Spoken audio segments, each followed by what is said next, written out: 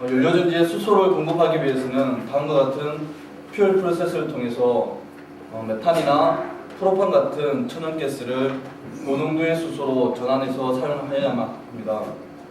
이 퓨얼 프로세스는 다음처럼 계질부와 일산화탄소 전환부, 수소 정제부로 이루어져 있으며 이 중에서 WGS라고 불리는 워터 가스 시프트 반응은 계질로 생성된 고농도의 일산화탄소를 물과 반응시켜 1% 미만의 일산화탄소로 낮춘과 동시에 연료전지에 공급할 수소로 전환하게 됩니다.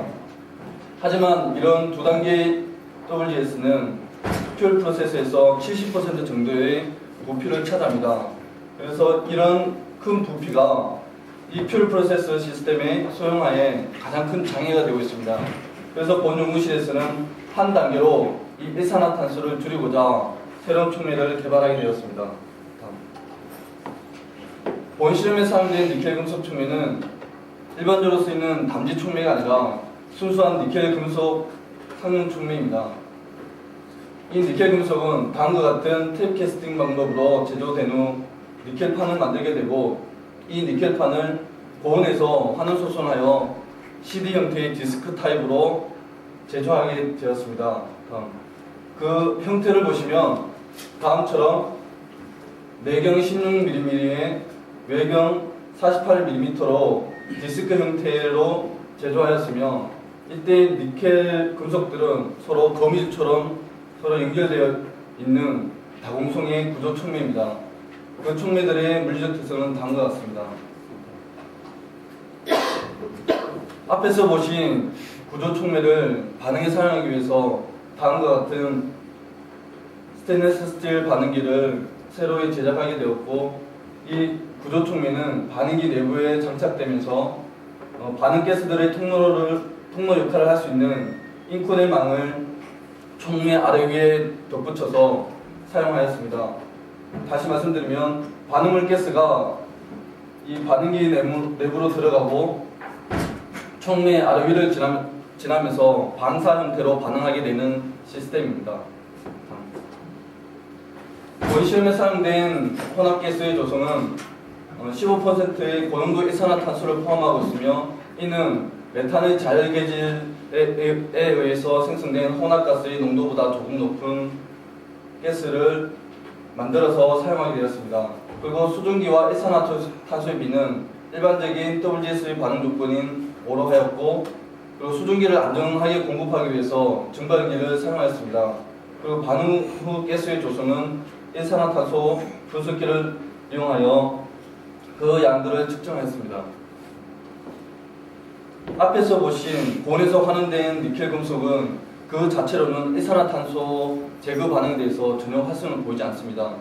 하지만 이때 다음과 같은 전처리 과정을 거치면 아주 우수한 활성을 보이기 시작하는데 다음과 같은 전처리 과정을 거치합니다.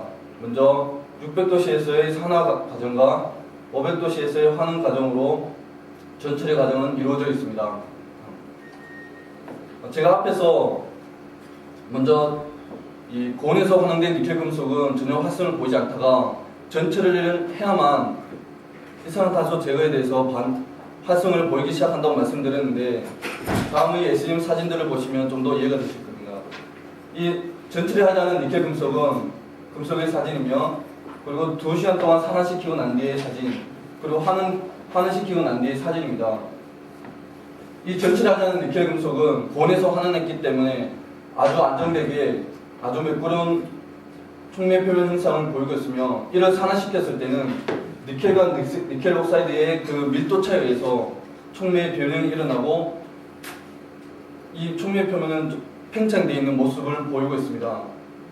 그리고 이 산화된 촉매를 환원하였을 경우에는 아주 기공들이 많이 잘 발달되어 있음을 확인할 수 있는데 이는 이미 팽창된 니켈 옥사이드 구조에서 격자 산소들이 빠져나가면서 다음과 같은 기공들이 만들어진 것으로 생각됩니다.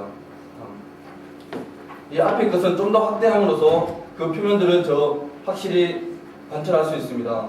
이런 전처리에 의한 촉매 표면의 재구조화가 촉매적 반응이 일어나는 킹크나 스텝, 테라스 같은 사이트를 만들어냄으로써 반응이 없던 이 니켈 금속이 활성을 가지는 것으로 생각됩니다.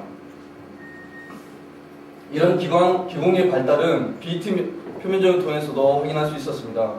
전처리 하기 전에는 0.4였던 것이 전처리 후에는 2.1로 확인되어졌습니다. 그리고 그렇다면 이 니켈 금속들을 전처리하는 과정 중에서 산화를 시켰을 때, 다양한 조건에서 산화시켰을 때 그 산화된 니켈 촉매가 일산화탄소 제거에 어떤 영향을 가지는지에 대해서 말씀드리겠습니다. 산화 조건은 먼저 0.5시간부터 18시간으로 다양하며 환원 조건은 500도씨에서 30분간 수행하였습니다. 모든 촉매에 동일하게 적용됩니다. 반응 조건은 다음과 같습니다. 제가 이미 말씀드렸듯이 전처리하지 않은 니켈 금속 촉매는 일산화탄소 제거에 대해서 거의 활성을 보이지 않다가 다음처럼 전처리를 하기 시작함으로써 그 활성이 보이기 시작합니다. 보시는 것처럼 산화 시간을 점점 증가시킬수록 일산화탄소의 제거 능력은 그에 따라 증가하고 있습니다. 특히 2시간에서 4시간 동안 산화시킨 경우에는 380도씨에서 440도씨 사이에서 한 단계만으로 15%의 고농도 일산화탄소가 1% 미만으로 낮춰지고 있음을 확인하였습니다.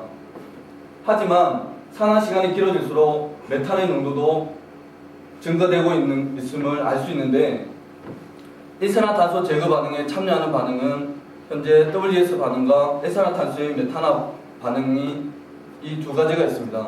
제가 앞에서 말씀드렸듯이 WS 반응은 CO를 수증기와 반응해서 수소로 생산해내는 반응이고 메탄화 반응은 이런 수소를 소모하는 반응입니다. 이런 수소를 소모하는 반응은 연료전지에 공급해야 될 그 수소의 농도를 낮추기 때문에 아주 큰 단점이 됩니다. 비록 전처리된 니켈 촉매를 이용해서 한 단계만으로 고농도의 일산화탄소를 1% 미만으로 낮출 수 있었지만 메탄화가 너무 많이 진행되어 수소 생산에 대해서는 그 수소의 농도에 대해서는 단점이 되고 있음을 알 수 있습니다.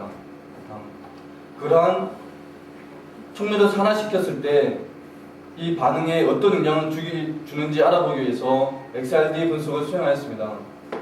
아래의 A부터 E까지는 촉매를 0.5시간부터 8시간 동안 산화시킨 후에 XRD 결과이며 A-부터 E-는 A부터 E 촉매를 반응시키고 난 후에 촉매 형태를 XRD로 분석한 결과입니다.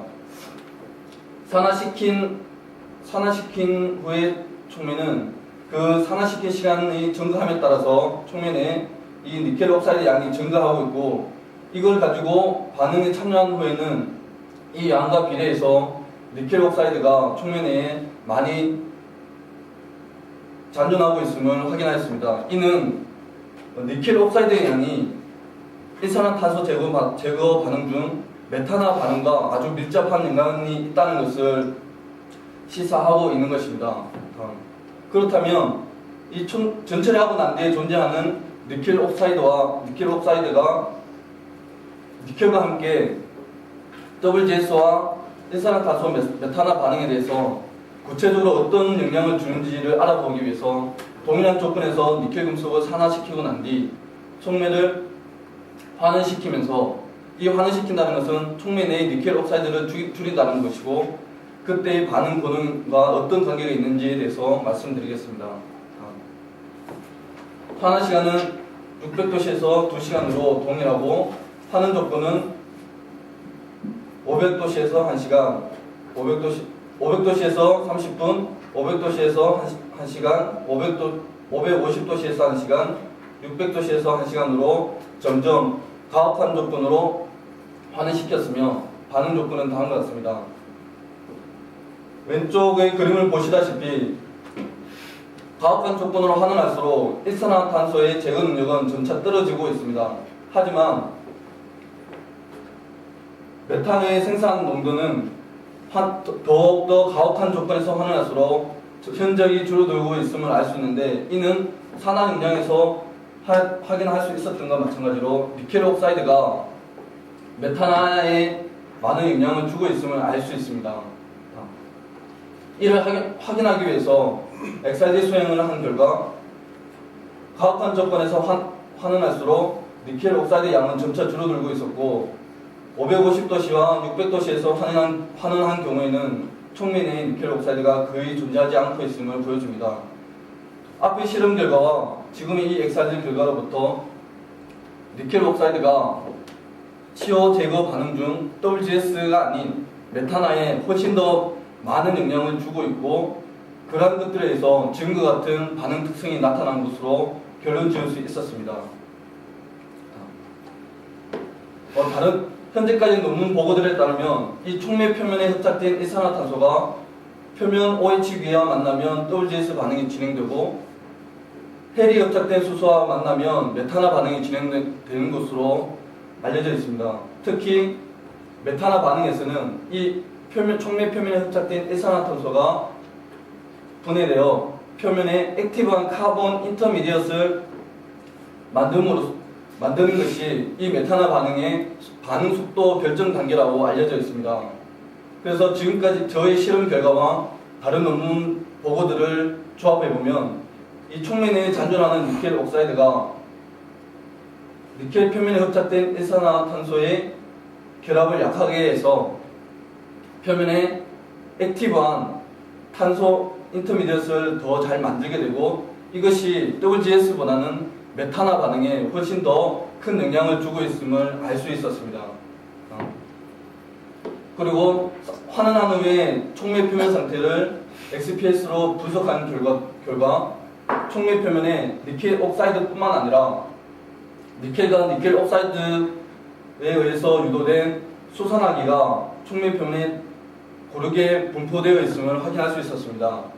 이 두 가지의 특성 피크들로부터 전칠이 된 니켈 금속 촉매를 이용했을 때 WGS뿐만 아니라 메탄화 반응이 동시에 잘 유도되고 있는 이유를 이 XPS로부터 잘 알 수 있었고, 그리고 니켈에 대한 XPS 결과에서도 니켈 옥사이드의 피크뿐만 아니라 이런 수산화기의 피크를 확인할 수 있었습니다. 그리고 이런 결과는 앞에 보여드렸던 XPS를 잘 뒷받침하는 것이기도 합니다. 이로써 지금까지 한 제 실험 결과를 말씀드리면, 전칠한 니켈 금속 촉매를 이용해서 고농도의 15%의 일산화탄소를 한 단계만으로 1% 미만으로 줄일 수 있었으며, 이때 니켈 촉매 표면에 어떤 제구 조화가 일산화탄소 제거에 영향을 주었으며, 그 중에서도 니켈 옥사이드는 WGS 반응보다는 메탄화 반응에 훨씬 더 많은 영향을 주고 있음을 확인할 수 있었습니다. 제 연구 결과를 들어주셔서 감사합니다.